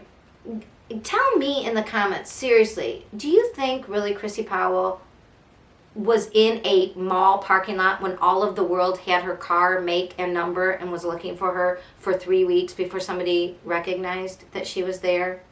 And she was in the passenger seat. Somebody could tell me how that works out, please, because I don't believe it. I think we're going to run out of battery power soon. So let me just tell you about the dyslexic detective. The court case about Naomi, which is such a pretty name, but I do have a hard time saying it, Arians. She was the young lady who was unalived out in Fenley, Nevada. She was waiting for her ride. She worked at the Panasonic factory in Reno, and she lived in Findlay, which was a small suburb, but rural in Nevada. And she was waiting at a Walmart for the Panasonic bus to take her there. There was a shuttle bus. And like the runner that we talked about, she did this every morning when it was dark, parked in the same area, same place, every day. We know, change up your routine if you're a woman alone. If you can't have somebody go with you. I think if you were doing something like that and where the shuttle bus goes, walk into the Walmart. Wait right there until, and then just walk out as it arrives, some safety feature. Anyways, she was a regular 18-year-old kid and was just probably, I think they said she listened to podcasts and music. Anyways, Troy Driver was seen on surveillance walking up to her car, makes her get over, takes her. The car is found later, and I do believe his DNA was found in the car and also all over her because there was an unaliving out in an area where he worked, where there are mines and such. And one of his, I think, co-workers noticed he wanted to go to an area too much. He was checking. They did find her. It was out. Actually, so far it was in another county, so that was a little bit of a problem between Lyons County, I believe, Church County. He was arrested. Well, now he thinks he's incompetent. Of course, hello, right? Bye, Letitia. It's just another one. How many people do we talk about each week where somebody decides, oh, I think I need to be evaluated? Do you? It's getting to be tiring. I mean, is he a sicko for doing what he did? Unaliving her, the whole essaying somebody. I believe they said probably after she was unalived. I mean, the dude's got a problem. And we probably will find out this isn't his first rodeo because of how bold he was. This wasn't just something he did the first time. So, yeah, Troy Driver, I don't think you're crazy. So, yeah, but he is going to be evaluated. So he hasn't even had, I don't even know if he's had his arraignment. I think he was arraigned, but we haven't even made it to his preliminary hearing because his preliminary hearing got put off. And Big E on Twitter, who is docket at Chasing Papers 89, he was following this very closely, and he said there was talk on the interwebs that he had unalived himself. It turned out it was an attempt. But just because you attempt to do that doesn't mean you're crazy. I mean, have you realized you're a horrible person? Oh, okay, so have we. I mean, yeah, you have to live with that now. But that's not incompetent, in my opinion. Anyways, so that is that court case little bit. I'm just going to put that together with the Montgomery case, where we have Kayla Montgomery, who was the stepmother of Harmony Montgomery, the little girl that was given custody in Massachusetts to her father, and they didn't check him out and didn't check out his history, which now they are just designating him as a career criminal because he was, including the big M, burglary with assault weapons, hurting people, domestic violence. I mean, he never should have gotten custody of this little girl. Anyways, Now, Harmony has been declared assumed dead by the authorities because of evidence they found at the residence where Kayla last lived with Adam. Even though they no longer live there, they still found evidence there. This is in Manchester, New Hampshire. Kayla has been arrested and out on bond. She does have drug problems. They knew this. She, I guess, was helping them, but then they said you got to stay off. The conditions. They issued like personal recognizance. She didn't have to pay her bond because they knew she couldn't, but she did have to check in so often. She did have to show up to court. She had to remain clean. So she did not show up to court last Thursday. They had found her the week before. She was not. She seemed to be with people who were using, and this time they found out she was using. So she was brought back in. Her bail was revoked. They are trying, so how she was found, so she didn't show up last Thursday to court, like on the 1st or whatever, Friday, 31st. The police went looking for her. And that was the last time I had updated you. Now, the brother of the man who was in the house said, basically, the police came in like blazing, right? Knocked him down, cuffed him. Where is she? She was upstairs, went upstairs, broke through that door, cuffed his brother, cuffed Kayla. Kayla and the brother were taken to jail and they had other charges. This guy, David, he was let out because he wasn't really doing anything. He said he was getting ready to go to the corner store. He just knew his brother had a guest. He didn't know who she was. He didn't know what they were doing. Anyways, so, yeah. David's brother, was handcuffed and led away because the brother, because the brother brought Kayla into the house, was harboring a fugitive. David, was left at home. He's fine because it was his brother's guest, so his brother was harboring Kayla. So Kayla, they want her to do better, but they're trying to find a way, like, get her into a program, like another jail that has a program for drugs. She's got a drug problem. She's got to get clean. I think she's their star witness. They're trying to bend over backwards to help her, but she can't seem to help herself. So that's the update on Kayla Montgomery in the Harmony Montgomery case. She's in custody right now. All right, True Crime Grapevine fans. This is me, Patty Lee. We are on to our court cases. We're still in the cases. We're not in anybody who's at trial yet. This is the story of, Let me tell you a story. This is Charles Adelson, who is being charged with being a co-conspirator, actually hiring a hitman that killed his sister's husband. Again, this is a custody issue.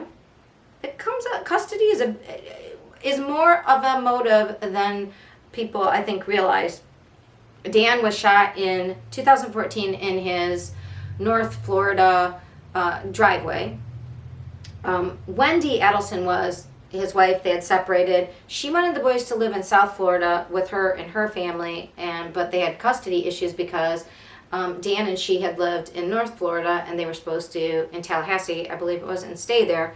This was a case that was covered by Over My Dead Body, a Wondery podcast, a serial one. You should definitely go listen to that if you're interested in this case. So Charlie was her brother. He's their family had this fabulous dentist practice. The grandfather, Wendy, and Charlie's dad is a dentist. Charlie is a dentist. And Charlie, he helped out, apparently, allegedly, he was having an affair with one of the either office workers. I don't know if she was a hygienist or if she just was an office manager person. Her name was Catherine. She apparently found connected with her ex, who agreed to do this hit up in Tallahassee, and took a friend with him. And so the two shooters were eventually located through, following the car, the car, there were, what do you call it?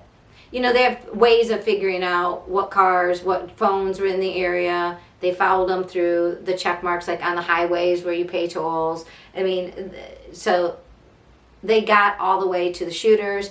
They flipped the shooters, figured out that the shooters gave up the Adelsons and who connected them, which was Catherine. And she just went to jail.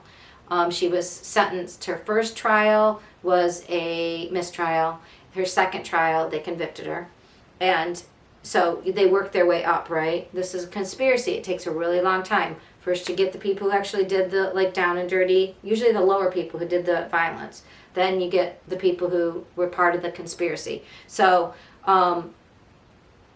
they're looking at Charlie and they're looking at Wendy still, but Charlie has been, Wendy is still a consideration because she was the one who wanted her husband dead, they say. Charlie is the one who actually seems to have ordered and paid for it through Catherine, who's in jail. So now Charlie, he just had a bond hearing. So this is very cute. His attorney tried to explain to the court. Tell me what you think about this.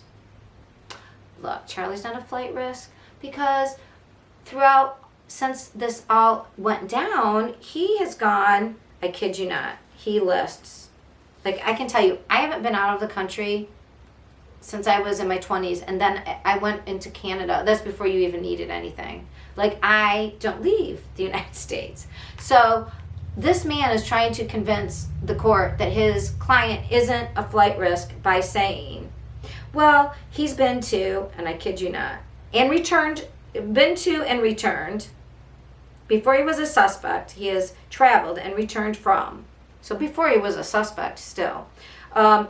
Croatia, Slovenia, Spain, the Philippines, Colombia, Thailand, South Korea, Costa Rica, Mexico, and San Martin.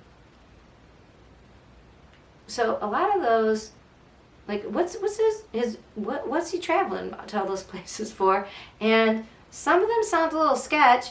And that he returned before he was a suspect, and he's rich, and they're like, oh no, but he has roots here, and I even think they said,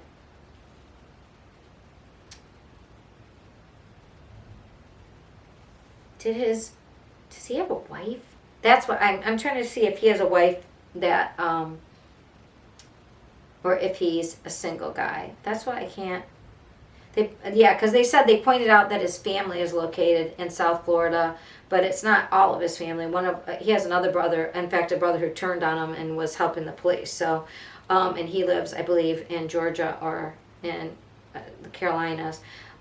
So here's what's problematic. I wrote down. So Charlie made a statement that was heard on surveillance that he was talking to Catherine. And he said, look, I don't think that, like he was saying, they don't have anything. If they had anything, if they had any evidence, we would have already gone to the airport. Like, basically, if I knew they were on to us, we'd be gone. Good, Charlie. Sounds good. So, yeah. And they said technically he had no legal trouble before, but they know a prominent judge in the area, and he did have things that seemed to have been like a little wiped clean under the table. Just things like just a little slight drug possession. Let's see, what else did he do? Steroid use. Insider trading, lying to the police, falsification of patient records, and he talked a lot about automatic weapons. Just the usual. Yeah. So, and supposedly he cheated in dental school.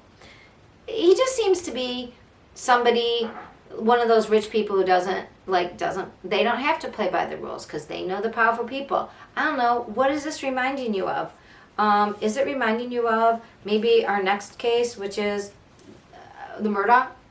Is one of our cases coming up? Does it remind you of the Murdaughs? That whole idea of we're above the law, we can do what we want. Don't worry. And if we think we're getting in trouble, we'll just go to the airport. So, do you think they thought he was a flight risk? Yes.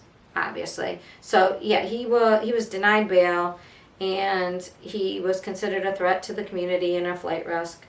And there's an abundance of evidence. So yeah, he will be. Now, did I say when he'll be back in court? His trial will be starting. He was indicted on April 21st, arrested and charged with first-degree murder, solicitation of and conspiracy murder. His co-conspirators were his mom, Donna Adelson, and his sister, Wendy Adelson, and Catherine Magbaduna, sorry, I'm not saying that right, who was his girlfriend and connected through Sigfrido Garcia and Luis Rivera. I think it was Sigfrido was her ex, and that's the connection there. Yeah. So he's unsuccessful in gaining bond. He will be in jail. I will let you know when he goes. It's going to be a crazy trial, but again, we heard a lot of it already. If you've been following this case, it's kind of locked down. Oh my goodness. All right. I would say if you have a bunch of friends, I wouldn't drink too many of these because my stomach is starting to hurt. I think it's got a lot of acid, but it's fabulous. It's cider with champagne, asti, and a little bit of Fireball to make sort of like a fallish, Septemberish Appellini, if it like a Bellini, or maybe it'd be instead of a mimosa, it'd be an apple mimosa. I don't know. That's what we're drinking for week 28. That's what we're pairing with this True Crime Grapevine update. Only the best squeeze for you guys. All right, so like and subscribe, please. And please let me know in the comments what you think about these people. Are they guilty? Are they not guilty? Do you not want to make a guess because you think the court system should play out? That's fine too.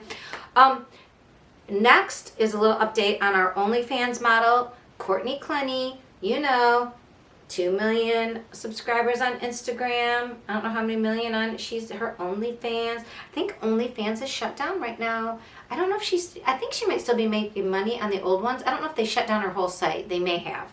So, speaking of her site and her little pictures, which there's nothing wrong. You get yours, right? I don't have any problem with sex work or, you know, you do you, boo. I don't think it hurts anybody. So, on the 6th, there was an evidentiary hearing, and Miss Clenny was her lawyer was trying to get her phone's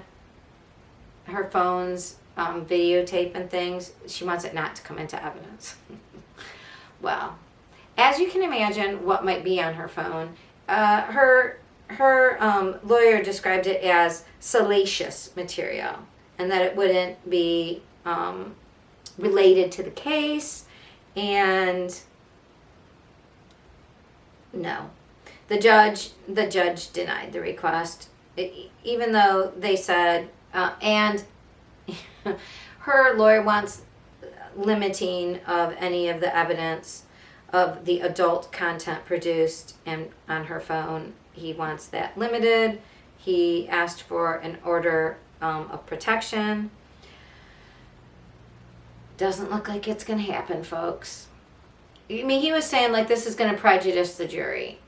Well, again, it's a jury of your peers. They're in Miami, Florida. People walk around half naked most of the day. And what's salacious in Fargo, North Dakota is not salacious in Miami, you know, South Beach. Agreed? Anyway, so the judge, her name is Diana Viscano. She denied the request. So that's what we have to say. She will be back. I think there's a September 14th. Wait, that's today. We will hear again. If you don't remember, she's the woman who had multiple problems with violence, and it seemed to be on her end. They showed a tape of her in an elevator in their Miami condo One Presadio, I believe it was called, at Edgewater, where she beat up Obenselli, her boyfriend. And then she tried to say it was self-defense, and it appears she's got lots of problems with her case. But anyways, this week was all about keeping out all those salacious content found on her phone, and looks like we're going to be able to see some of that. We've got the Murdaugh case. What's new on the Murdaugh case? One thing is Mandy Matney put out a couple of new the Murdaugh Murder podcast, and she was talking about the fact that they had gotten some of those jailhouse calls and they were ready to get another round of them, and they were told they couldn't have them, that there was some problem, that there had been some complaints, and so now they're legal wrangling. And really, South Carolina's pretty clear. They should have access to them, and they did say, we've got them all ready for you. We want to make sure legally we can, because there was a complaint from guess who? Alec Murdaugh and crew. So that was sort of an interesting but not unexpected fly in the ointment, but they'll get it because Mandy Matney is not going to give up. On September 12th, on Monday, this is kind of very interesting if you listen to Emily D. Baker's channel when she talks about things about companies talking about like infringement on their name as well as defamation. So I've learned about a lot legally from watching her channel, and I highly recommend going to Emily D. Baker. She talks a lot about celebrity cases, but you learn a lot about all different types of law. In this case, what this has to do with is, if you remember, Alex was working with his friends, and when they got a case finished, this is also very similar to the Tom Girardi, Erica Jane out in the Real Housewives of Beverly Hills fraudulent case, where lawyers work, their civil work, they're working for people who are injured, not criminal, but civilly. They get big civil awards, and what usually happens is the law firm takes their cut from their they get a cut from like their administrative costs, like all the filing fees, the fees of the people working for hours, like the people they had to pay out, expert fees. That's taken off the top of the thing, and then of the remaining part, the lawyers get a percentage. Maybe they get their cut first, but then that's taken out, and then the rest of it is given to directly, a check is cut to the actual person who was injured. Now, what fraudulent lawyers do is they just keep all the money and hide it. And what Murdaugh did, he did this interesting thing where there is an actual company that lawyers have their clients put their what they were awarded into these security holdings for this law. They're specifically called, I don't know if they're called it was called Forge Consulting, but they were like where if you hear about annuities, like something you get every year, people would put, like they put their, it's a way to invest like this huge amount that you got from this award. It's a securities holding place. And that is not uncommon, right? Well, Alex set up a fake one and called it like Forged, like just put one extra letter, I believe he did, or maybe just called it the same name. Anyways, it had the word Forge in it, which was a real company, and that's exactly why he did it, because when he was moving money, it made it look like he was really putting it into this legitimate securities holding firm when it wasn't. Well, that firm, they're suing Murdaugh for using their name, for causing their name defamation, because they said, and it is true, people will only put their money with you if they trust you. Like their business is built on like trust and ethics, and their good name has been sullied. They are suing with a defamation case. So attorney Baraki Sellers pointed out that a simple phone call, they're also suing Bank of America, because Bank of America was the bank that like set up, that was the middleman of this account, and it wasn't quite a pass-through, but Bank of America allowed Murdaugh to set up this account called Forge, like whatever he called it, securities, something close to Forge Consulting. And they said a simple phone call, like they're well known in the area, if Bank of America just would have called. So they're suing both Alec and Bank of America. And yeah, that case looks like it is going to be a big deal. And then the other thing that happened is Russell Lafayette. You might remember him. He was the CEO of, I think, was he of Palmetto State? Yes, he was the CEO of Palmetto State Bank. He used it as his, like a family bank. He's given a November 8th trial date on federal fraud charges in Charleston. On September 6th, the judge loosens his bond convictions and is allowing him to have a little bit more freedom with his family's interests in farms that are in these two other counties. And his monitor is going to allow him to ping his whereabouts. I think it just gives him a little more freedom. He is working with the prosecution. They had this hearing. I don't know if it was a pretrial hearing. He was on the stand for 90 minutes. He admitted to not declaring $300,000 that he made from being this conservator. He admitted to loaning Murdaugh $750,000 with property used as collateral that he was aware was already property that was used for something else. He allowed Murdaugh's old law firm to repay $680,000 to cover money that he allowed Alex to take out of a conservatorship, which would seem to indicate that the law firm, I don't know if that was recently, if that had to do with the recent case that they covered for the Gloria Satterfield's family. He said that he covered Murdaugh's overdrafts for years. He knew Alex was writing the writing check scheme with Eddie Smith. He said he described and said Alex and his family were good customers who would pay back a debt, so that's why he was saying he felt comfortable doing all this. And he admitted to taking money from many of the conservatorships personally as loans, but hey, he paid it back with interest. So basically, yeah, I broke all these laws, but because I trusted these guys and I trusted myself, and don't worry, yeah, it was a crime, but we made it right, so all good, right? Not exactly. And the government was like, well, the problem is he plundered numerous of these various conservatorships. And if you listen to some of the podcasts, the thing is, the conservatorships, I think it's Mandy Matney, of course, she's done the deep dives. It wasn't the conservatorships of everybody, not rich white people. It was always black and minority clients, people that he could take advantage of. So just consider that. At least Tom Giraldi was screwing over everybody.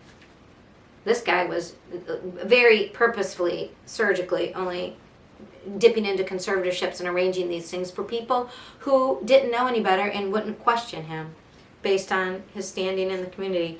In my opinion, allegedly. I have a lot of little writing here. I was taking many, many notes. So now, yeah, he'll be given more freedom. So, yes, he cooperated extensively with the FBI and SLED and the Office of Disciplinary Counsel and bank regulators, but on the state side, they said, however, she told the judge, Lafayette lied many times, or lied at times to the authorities, and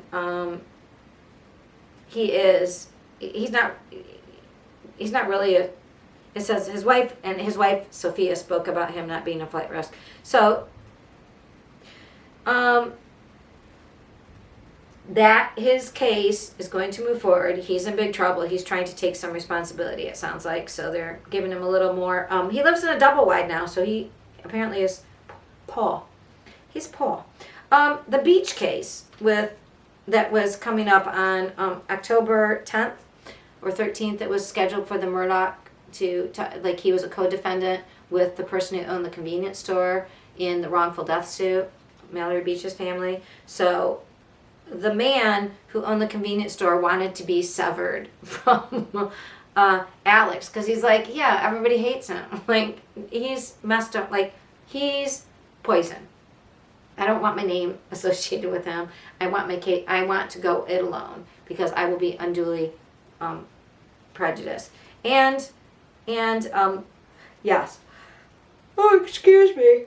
The judge, I believe, agreed to that because who wouldn't? So that the convenience store owner's part of the Mallory Beach wrongful death case because they sold alcohol underage very clearly to Paul, who was using his brother's ID that shouldn't have been sold. They're on trial for part of the wrongful death, and that will happen. That's going to go forward in October, but not Murdaugh's part. And they weren't clear about that. All right, we are to the Vallow Daybell case. What do I have to tell you about the Vallow Daybell case? Okay, so things are heating up because, the trial is going to be in January, and this is all it's like we're going to have the Vallow Daybell and the Murdaugh case supposedly are all happening in January. It is going to be crazy. I might have to live stream, do a nightly when we get to these trials, because it's going to be something crazy each night. So anyway, what's going on right now? Well, number one, we found out today that Chad's not going to be, I think there's something happening tomorrow or later this week, and Chad filed he's not going to be present for it. So we all want to see Chad and Lori in court, and Chad keeps bowing out. His lawyers come, but he doesn't have to, and he's like, yeah, I'm good. So talk about, I don't know, trouble in paradise, eternal paradise. I don't know. Are the gods angry with one another? We shall find out. So what's the problem right now? So the camera's in court. I think we're going to hear about that on September 15th, tomorrow. So we should hear about Lori's lawyer said we can't have cameras in court. They're using it unfairly, blah, blah, blah. And I know Nate Eaton at East Idaho News has been, and it's true, they've been following the rules. He said, so did, I don't know if it was Law and Crime or if it was Court TV, but the other camera too. They're following the rules. They were not doing what they've been accused of doing. They could listen in to what we're saying in court. And that's not true. Lori made herself look like a fool, and now her attorneys are giving her a very vigorous defense, as one is expected to have. So that's that. But hopefully they don't get it, because as we've seen in this case, there's not a lot of transparency, and we should be able to have cameras in the court. Besides, we know Lori would really love it because she loves the camera, right? We are going to hear on October 13th, we will finally hear Lori Hellis's non-party movement hearing for unsealing past hearings that were closed to the public, and motions that weren't done to Idaho's Supreme Court specifications. So what Lori Hellis, in her motion, and she has to be a non-party movement, she had put in 3 or 4 forms to Judge Boyce, and he wouldn't even read them. He wouldn't accept them as filed, because he would be like, no, this wasn't written this way. Oh, this wasn't written this way. Well, by the time she was handing in her 4th, I believe, she had also then made there's a panel in Idaho called, I wrote it down, the Media and Course Conflict Resolution Panel. And she wrote to them and was like, basically, this dude's ignoring me and won't even hear my motion. He's just brushing it to the side, and it's about something important related to transparency in media, because Lori Hellis is she's writing a book, she's covering this case, so she's media. She, at the same time she's filing this, magically, Judge Boyce did accept her application for a hearing to be heard about, for this motion to be heard about transparency. And so she is getting a hearing. She will represent herself because she was a lawyer anyways. October, I think I said 13th. Interestingly enough, also, Judge Boyce started to, when he needed to seal something, he went through the legal process. It wasn't like all of a sudden something would show up as having been done. Like, oh, at the end of the day, today, like at midnight, before midnight, it'd be like, oh, hearing, closed hearing. Instead, it's, we're going to have a closed hearing on this date. Like, they have to go through a process that's more alerting people that, yes, there is going to be a hearing. Yes, it is closed. I don't know if they have to say the exact reason, but there's only a number of certain reasons you can close things. And in Lori Hellis's in her motion, she was making the argument that it seems as if, and she's not sure, but that it appears as some of these things were heard based on reputational damage to the people like not to anything having to do with the trial or the people being defended that would make them look bad to a jury prejudice them. More like it was just embarrassing things about the people involved, not on trial. So that has nothing to do with the justice being served. And she's right. If that's the case, again, we wouldn't know if that's the case because things are we're all just shut down, which isn't right. So Boyce is now following the rules a little bit better, and we will have a hearing. And I think that's good. Because you can't just hide behind the court's robes like little children. Oh, don't look over here. We can do what we... Oh, that's embarrassing. I mean, if you've done something wrong, you're in the public eye. Like that Telus guy. You know? You got to deal with that. Journalists will follow public figures and call them out. If you don't want to be in an elected position or as a part of the government for we the people, then don't do it. Then go private. Don't run for office. Don't run for judgeships. Don't be a prosecutor. Don't be a defense attorney that was assigned by the court. Don't. So anyways, the other interesting thing is the people that were notified that this hearing was going to take place, because maybe, I guess they're going to be talked about or it involves their things, was like, I think it was Chad's lawyers, but and Chad and Mark Means was notified. Ooh, Mark Means. I think probably we'll hear about his crazy talk, because I think his motions were insane. And I think anything he could have said about Rob, what's his name? You know, the prosecutor, Rob Wood, or Rachel, or Lindsay, I think we could handle that. I mean, we know crazy is crazy, right? Anyways, so that's the Vallow Daybell case. One more case left. This is the Pike County Massacre. This is the only case that's actually in trial. If you want to follow this, it is live streamed every day. If you're following it, you already know. So far, today was day 3. I can tell you about days 1 and 2. Basically, day 1 was all about retelling what happened, and the prosecution went way into detail. And it is sad. And the biggest thing that people were grossed out about was that Jake, after he shot Hannah in the face, and it looked like she was awakened by noise, so she might have been slightly aware right before, which is horrific. But after he shot her, the baby was making little noises. 4 or 5-day-old baby. And he propped up Hannah so the baby could nurse. And everybody's like, that's disgusting. Like, as if he did it to quiet, just to shut up the baby. But the thing is, that was one of the things that the investigators knew, that the case wasn't just, it wasn't from the Grow operation. This wasn't a cartel. This wasn't, people trying, drug related. Because those type of people don't care about children. And maybe even if they wouldn't kill them, they wouldn't, nobody would prop up a baby to nurse. And a days-old baby, if it doesn't nurse every couple of hours, it could get dehydrated very quickly. I mean, that's so bad. Jake knew about newborn babies because that's what he was trying to do, is get custody of, at the time, I believe she was 3 years old, Sophia, that he had with Hannah.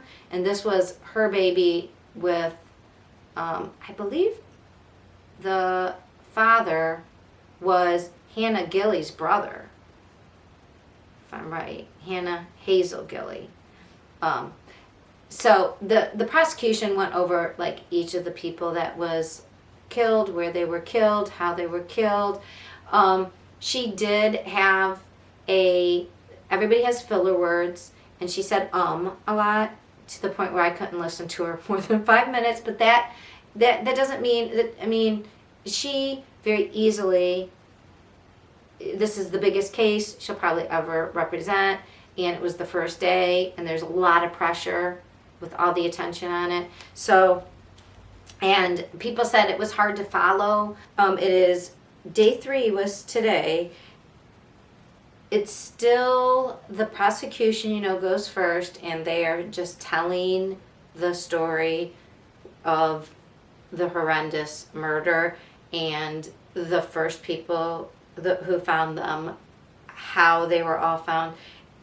The people who found them were on the witness stand. Some chose to be recorded, some did not. So in Ohio, everybody who is a witness in a trial can choose to be recorded or not. So, you know, it's difficult when someone doesn't want to be recorded, because you don't get the whole flavor exactly of what they're saying. But we do have people in the court who are Angelique Levy from Law and Crime is in the courtroom, and she is tweeting, and then she has like a little update at the end. Definitely go recommend her. I like Gigi from Pretty Lies and Alibis, a YouTube channel, and she's also on Twitter. I just like her conversational style and who she is as a person, I guess. I don't know how you sort of feel like people are friends. So definitely, I recommend her as a source. We're still in the beginning of it.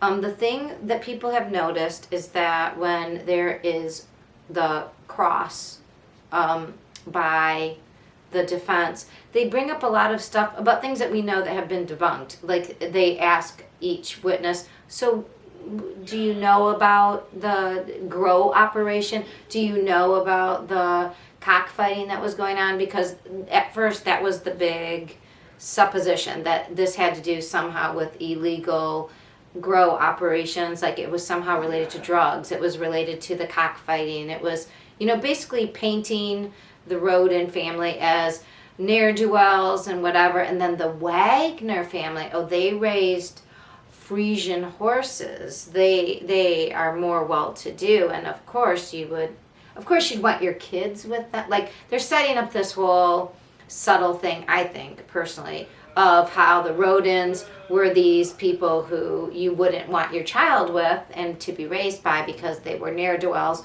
whereas, of course, it wouldn't be strange for people to give their child to the Wagners because they were more well-to-do and blah, blah, blah. That's what I think they're setting up. So, and the other big argument these past couple days that seems to be being made by the defense when they cross-examine witnesses is that George himself, and they said this during their opening statements, which they were much more concise. Of course, they don't have a lot, they're not trying to tell the whole story, but they were saying basically George was, you know, not like the other ones. He was, you know, everybody else in the family was like bad, but George was good. George, he didn't really want to do this, blah, blah, blah. I don't know. That's not a very legal good explanation, because obviously even if you didn't pull the trigger but you knew about it and you never told anybody about it, that's the conspiracy. And as I tell my children, and as I've told anybody, like I always say, don't call me if you've committed murder, because I'm not getting involved, because the minute you know about it, you could be considered a co-conspirator, because you either have to tell right away or else you did it too. At least that's the way in Ohio. So we will see how this continues more. This is supposed to be a 3-week trial. I think it might be a little bit more, but maybe not. It is going to be interesting. As I stated before, before the trial began, they took all of the jurors on a field trip to all the sites, so hopefully they understand where they're talking about. I think the hardest thing for the prosecution is this is a very involved crime scene. It's an involved crime, but at the base of everything, it is a custody battle where one family, you know, I've said this before, it's the Hatfields and McCoys with a mashup of Romeo and Juliet, but if Romeo's family decide to off all of Juliet's family, that's the mashup. That's the Hatfields and McCoy part. And Gigi from Pretty Lies and Alibis mentioned that one of the family members that was talking about the family that was on the witness stand for the prosecution, she said, oh, he had a real southern way about him, and she knows it's Ohio. Let me just tell you, if you don't know, which if you're from Ohio, Great Lakes area, you know. But the minute you get below, like even Columbus area around there in the middle of the state, like the top third is more Midwestern, even sort of more towards, I don't know, very Midwestern. Whereas as soon as you get below the top third, like you get away from the lake area and you get, it's very countrified, very people in Cincinnati, especially down there in Pike County, you might as well be in Kentucky and Tennessee. It's the South. It really is. Ohio's a very interesting state. You've got the cities, and in the north, more like Detroit, more like Chicago, that sort of vibe. And then in the middle, like literally in the rural areas, there's some rural areas like the western part of Ohio going towards Indiana, where I did not believe this, but somebody moved there to my area, which is like southeastern Michigan, northwestern Ohio area. And they said that the Klan was still active in, I think it was Paulding County.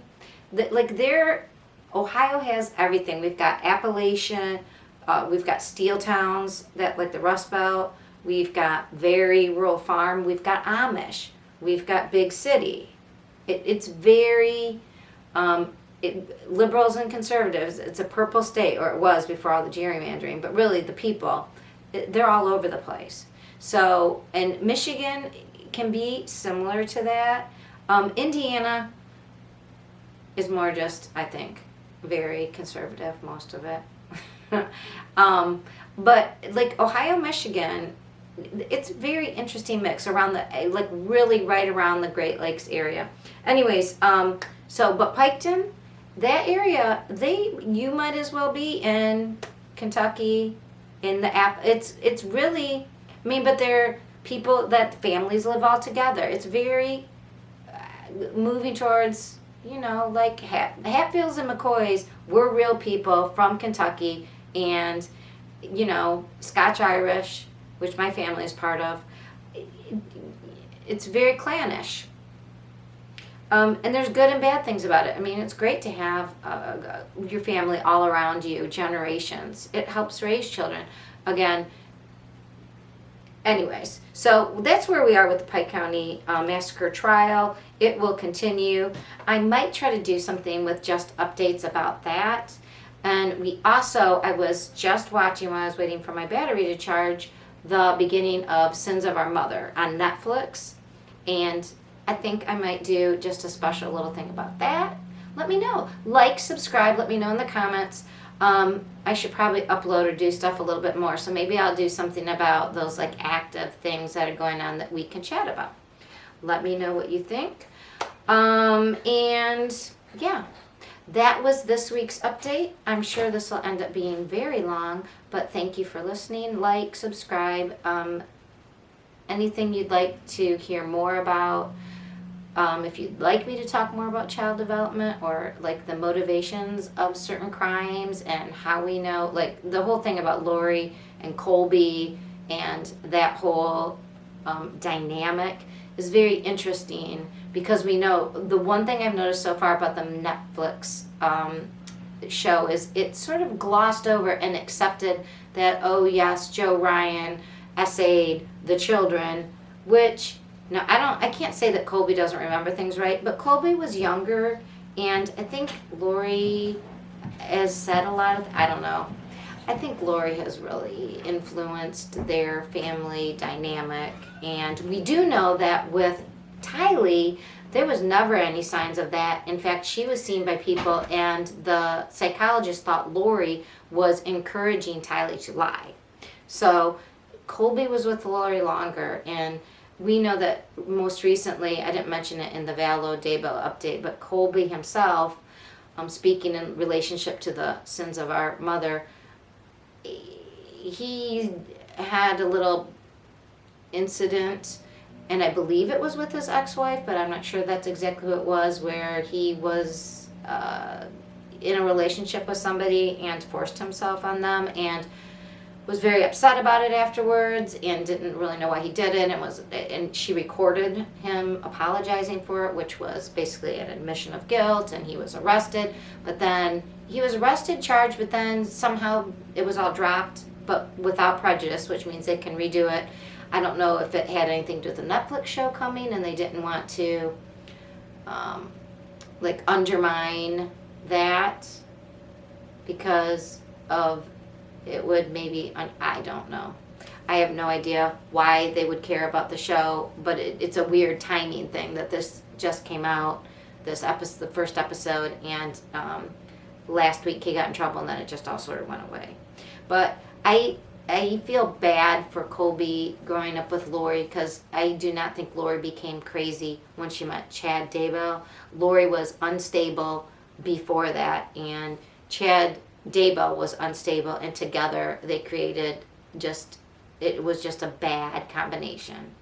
So, but the narrative seems to be on the Sins of Our Mother Netflix show, that somehow Lori was, she was religious, but when she met Chad, and I'm like, oh, girl, no. She had problems.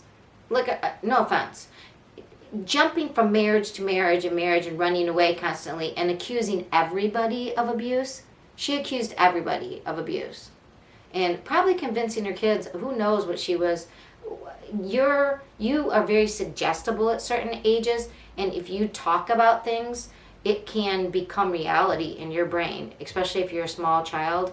And I think she did a number on those kids, and Colby is an adult who should be responsible for his own actions, but look at where he came from.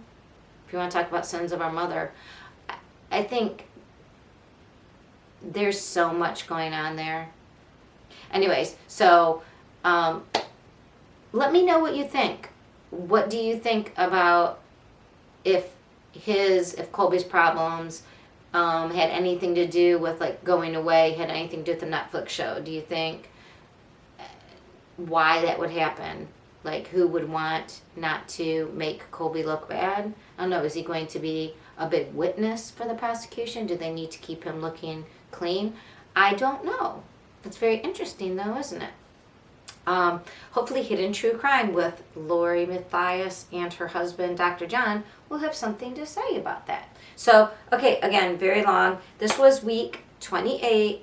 And I tried to cover all the biggest cases that everybody was talking about in the interwebs from last Saturday and Sunday, so around the 4th, September 4th, all the way to September 14th today.